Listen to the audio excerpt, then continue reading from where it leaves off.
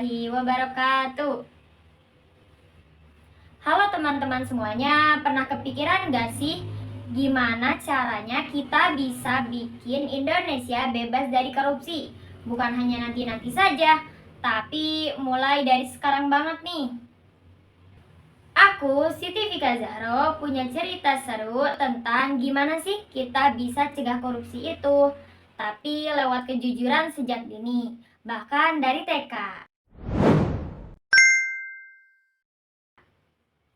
Yuk kita bahas satu persatu hasil mini risetku ini di RA Al-Muhaimin. Lanjut ke pendahuluan.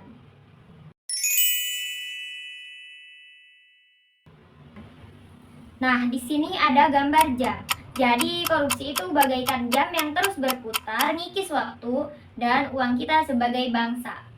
Nah, jadi penting banget nih untuk menanamkan nilai-nilai kejujuran sejak dini agar mereka bisa tumbuh menjadi generasi yang anti korupsi.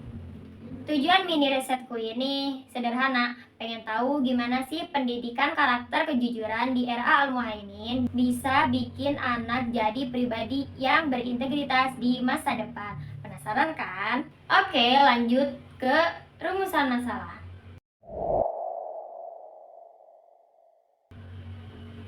Nah, jadi dalam rumusan masalah ini ada beberapa pertanyaan yang akan dibahas nanti pada pembahasan berikutnya, yaitu mengenai pertanyaan yang pertama, apa deskripsi umum RA Al-Muhaimin? Dan yang kedua, bagaimana mereka terapkan musyawarah untuk membangun budaya jujur? Dan yang ketiga, ada program konkret apa saja buat menanamkan nilai kejujuran dalam sila keempat? Dan yang keempat, apa saja metode kreatif yang guru gunakan? Dan yang kelima, orang tua terlibat gak sih? Dan yang terakhir adalah apa saja tantangan dan strategi yang mereka gunakan? Oke, lanjut ke tujuan observasi. Nah, tujuan observasi ini tidak jauh dari pertanyaan-pertanyaan yang ada di rumusan masalah tadi. Intinya, aku pengen membedah gimana sih RA Al-Muhaimin ini jadi garda terdepan dalam menanamkan nilai-nilai kejujuran sejak dini, terutama melalui pengamalan sila keempat Pancasila yang penuh nilai musyawarah. Lanjut ke landasan teori. Nah, ini bagian penting. Dasar penelitianku ini kuat banget loh. Ada pendidikan karakter yang fokus pada moral dan etika. Terus ada juga nilai kejujuran, yaitu seperti berbicara jujur, berbuat jujur, dan juga mikir jujur.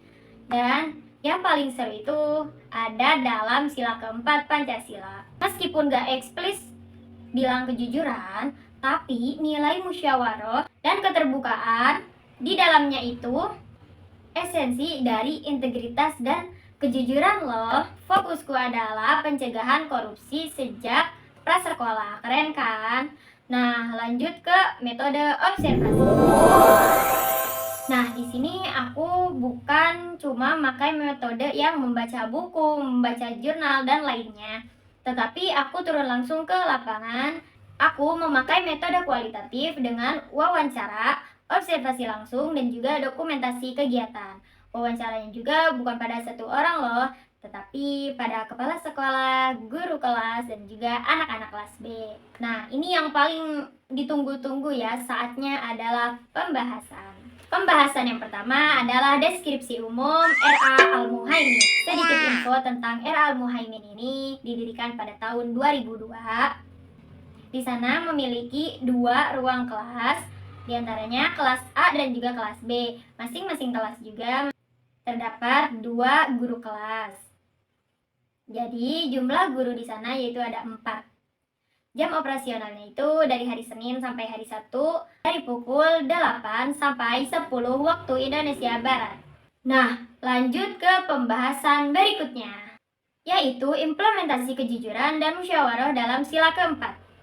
Jadi di RA Al-Muhaimin ini mereka mengimplementasikan nilai-nilai kejujuran dan musyawarah ini lewat ada kantin kejujuran, tempat anak-anak bisa belajar transaksi tanpa pengawasan, dan juga ada diskusi kelompok.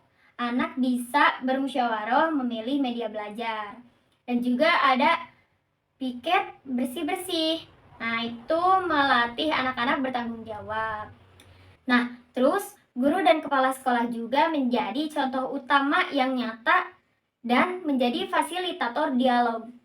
Dan jika ada konflik, itu diselesaikan dengan bermusyawarah yang adil. Hasilnya, anak-anak mulai terbiasa meminta izin dan mengembalikan barang-barang ke tempatnya. Nah, lanjut pembahasan berikutnya, yaitu metode pembelajaran dan keterlibatan orang tua. Nah, di sana tuh guru-gurunya kreatif banget, yaitu menanamkan kejujurannya lewat bermain. Contohnya seperti berbagi mainan atau berbagi alat tulis. Nah, mereka juga diajarkan konsep kepemilikan. Jadi, anak tuh tahu mana barang milik mereka sendiri dan juga milik orang lain. Guru juga harus kasih contoh yang nyata tentang perilaku kejujuran tersebut. Dan juga apabila anak melakukan perbuatan yang jujur, maka guru bisa memberikan apresiasi. Terus kalau anak melakukan kesalahan, pastinya ada konsekuensi. Tapi dengan cara yang edukatif, bukan hanya marah-marah. Orang tua juga berperan penting. Mereka jadi teladan di rumahnya. Dan orang tua juga sering-seringlah berkomunikasi dengan guru. Tidak lupa juga orang tua di rumah, apabila anak melakukan kejujuran, maka berikan apresiasi.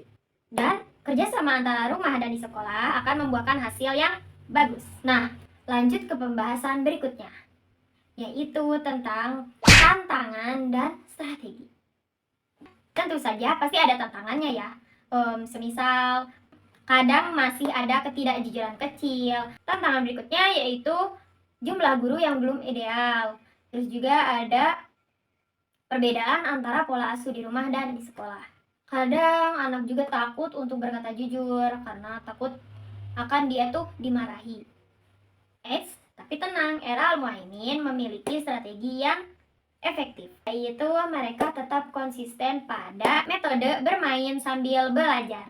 Dan tidak lupa pula konsep kepemilikan terus diajarkan. Dan yang paling penting, kolaborasi antara guru dan orang tua itu selalu dijaga lewat komunikasi yang rutin dan terbuka. Nah, itulah pembahasan hasil mini risetku di Era Al-Muhaimin. Nah, lanjut ke kesimpulan. Jadi teman-teman, dari mini risetku itu aku menyadari bahwa pentingnya menanamkan nilai-nilai kejujuran sejak dini. Itu bukan hanya sekadar teori, tetapi bisa juga dipraktekkan. Era Al-Muhaimin ini juga membuktikan bahwa dengan adanya pendekatan yang tetap, kolaborasi yang kuat, dan juga komitmen yang tinggi, kita bisa membentuk generasi yang jujur dan berintegritas sejak usia dini. Nah, semoga cerita sedikitku tadi ini bermanfaat ya. Mohon maaf apabila ada kesalahan. Sekian dari saya. Wassalamualaikum warahmatullahi wabarakatuh.